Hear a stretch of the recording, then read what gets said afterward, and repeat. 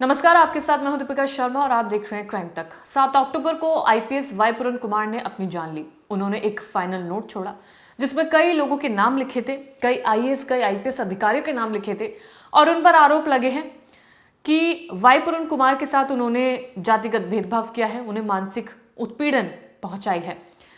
करीब 7 दिन बाद 14 अक्टूबर को एक एएसआई ने भी सेम उसी तरह अपनी जान ली, खुद को गोली मारी, एक फाइनल नोट छोड़ा और एक वीडियो भी छोड़ा जिसमें आरोप अब आईपीएस वाई पूरन कुमार पर लगाए गए हैं और भ्रष्टाचार के आरोप लगाए गए हैं और कई बड़ी बड़ी चीजें भी उस वीडियो में और उस नोट में कही गई है।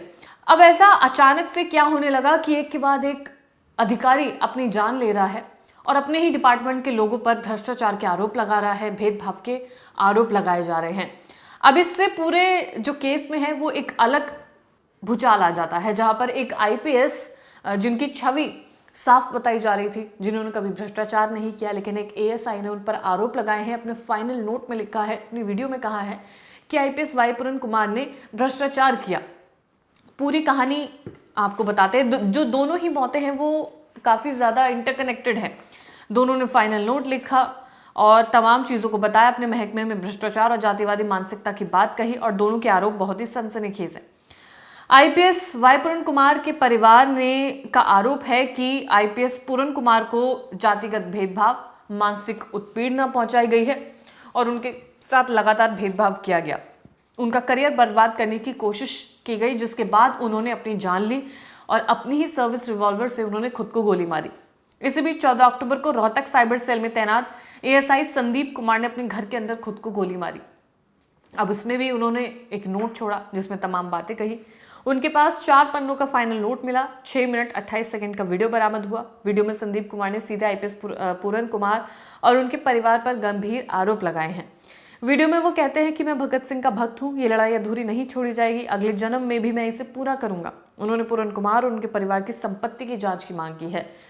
ये अधिकारी जिनके साथ भेदभाव हुआ है या जिनके साथ उत्पीड़ना हुई है, वो अपने नोट में उन लोगों के नाम लिखकर छोड़कर चले जा रहे हैं। अब इसी में ये एक और ऐसा मामला है जहां पर उसी अधिकारी पर आरोप लगे हैं जिन्होंने इस वजह से अपनी जान ली क्योंकि उनके साथ भेदभाव हो रहा था। वाई पूरन कुमार पर भ्रष्टाचार का आरोप लगाते हुए एएसआई ने कहा कि पूरन कुमार ने विभाग के अंदर कई ईमानदार अफसरों को फंसाया। संदीप वही अफसर थे जिन्होंने पूरन कुमार के करीबी हेड कांस्टेबल सुशील कुमार की गिरफ्तारी में अहम भूमिका निभाई थी, लेकिन उसके बाद फिर उन्होंने 7 दिन बाद ही इन्होंने अब अपनी जान ली। पूरन कुमार का नाम हाल ही में एक रिश्वतखोरी मामले में भी सामने आया था। आपको याद होगा जब एक शराब कारोबारी सामने आया था जिसने ये कहा था कि जो आईपीएस वाई पूरन कुमार हैं, उनके जो पीएसओ हैं, वो उस शराब कारोबारी से 2-2.5 लाख की रिश्वत मांग रहे थे हर महीना और उनको धमकी दी जा रही थी। हालांकि उस पूरे बयान में कहीं भी ये नहीं लिखा था कि वो आईपीएस से मिले हैं या नहीं मिले हैं। तो तमाम चीजें के आरोप प्रत्यारोप लगाए जा रहे थे और तभी ये रिश्वतखोरी का मामला सामने आया था। उसका आरोप था कि आईपीएस ने हेड कांस्टेबल सुशील कुमार के जरिए पैसों की मांग की थी।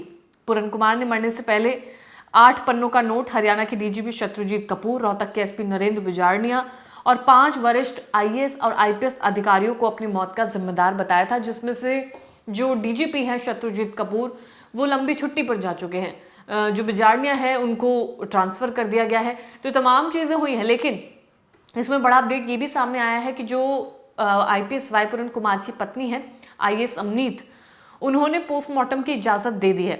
इससे पहले उनकी यही मांग थी कि जब तक उन लोगों पर एक्शन नहीं लिया जाएगा जिनके नाम उस फाइनल नोट में लिखे हैं, तब तक वो पोस्टमार्टम की इजाजत नहीं देंगे। लेकिन बिना पोस्टमार्टम की जांच आगे कैसे बढ़ेगी?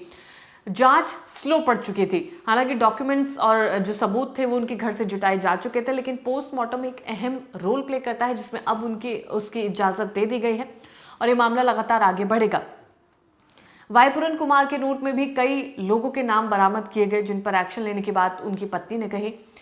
यहीं पर ये जो एएसआई हैं, उनके जो वीडियो है, नोट है, उसमें वाई पूरन कुमार का जिक्र किया गया जिन पे गंभीर आरोप लगाए गए। अब इस पूरे मामले की जांच लगातार की जाएगी, लगातार उन लोगों से पूछताछ की जाएगी जो इस केस से कहीं ना कहीं जुड़े हुए हैं। फिलहाल इस एपिसोड में इतना ही। आपको तमाम अपडेट्स क्राइम तक लगातार देता रहेगा। धन्यवाद।